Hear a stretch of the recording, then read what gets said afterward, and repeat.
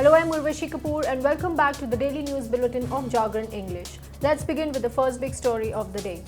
In a significant judgment, the Supreme Court today directed the Centre to grant permanent commission to all women officers in the Army within 3 months, terming the Centre's argument of physiological limitations and social norms for denying them command post disturbing. A bench headed by Justice D.Y. Chandrachud said there will not be any absolute bar on giving them command postings, while adding that women officers in the past have brought laurels to the country and change of mindset is required on the part of the governments to put an end to gender bias in armed forces. The top court said despite there being no stay in the 2010 Delhi High Court verdict allowing grant of permanent commission to women officers, the Centre showed scant regard in implementing the directive in past 1 decade. It said engagement of women officers in the Army has been an evolutionary process and the Union of India should have acted in accordance with the Delhi High Court judgment when there was no stay on it. The bench said it is of the opinion that physiological features of women has no effect in granting permanent commission and they have to be given equal opportunity at par with their male counterparts in the armed forces. It also said the Centre's submission of physiological limitation is based on flawed notion and there is no constitutional basis to deny them equal opportunity. Moving on to the next big story, India has flatly rejected UN Chief Antonio Guterres' offer of mediation on Kashmir, saying the real issue needed to be addressed is to vacate territories illegally and forcibly occupied by Pakistan.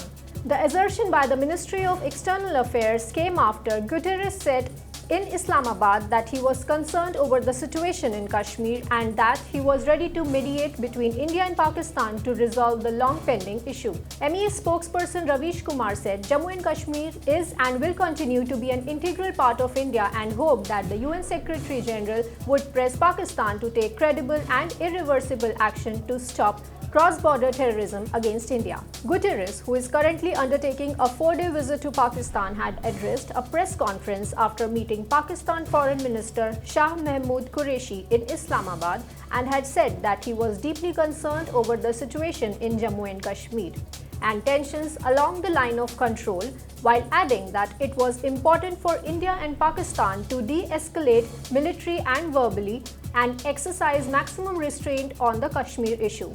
The UN chief said he was ready to help if both countries agreed for mediation, while noting he had repeatedly stressed on the importance of exercising maximum restraint. Guterres arrived in Pakistan on Sunday and during his visit will attend an international conference on Afghan refugees and visit the Gurdwara Kartarpur Sahib.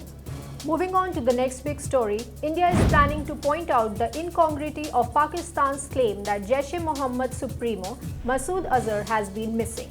Pakistan in numerous financial action task force meetings have claimed that Azhar has been missing. Pakistan had told the FATF that it could not file an FIR against Azhar as he could not be found. Meanwhile, sources have also reported that wanted global terrorist Hafiz Saeed will be released after the FATF verdict. A Pakistani court had earlier sentenced Saeed, the mastermind of 2008 Mumbai terror attack, to 11 years prison in 2 cases relating to terror financing. The FATF meeting in Paris from February 16 will decide whether or not Pakistan finally needs to be blacklisted for failing to act against terror. In June 2018, Pakistan had made a commitment to work with the FATF to plug the loopholes. But a review by the Intergovernmental Organization in October 2019 revealed a lack of progress by Pakistan government to address its terror financing risks. The FATF noted that Pakistan had only largely addressed 5 of the 27 items on the action plan, while varying levels of progress made on the rest. The FATF had then set February 2020 as the deadline for Pakistan to tighten the legal framework to curb money laundering and squeeze the flow of funds to the terrorist outfits.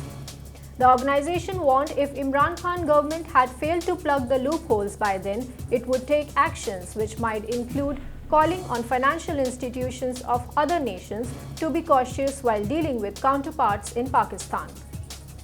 With this, I conclude the Daily News Bulletin for today. We'll be back tomorrow with more big stories of the day. You can log on to english.jagran.com to catch all developments of the day. You can also follow us on Twitter, Facebook and YouTube. Thank you and goodbye.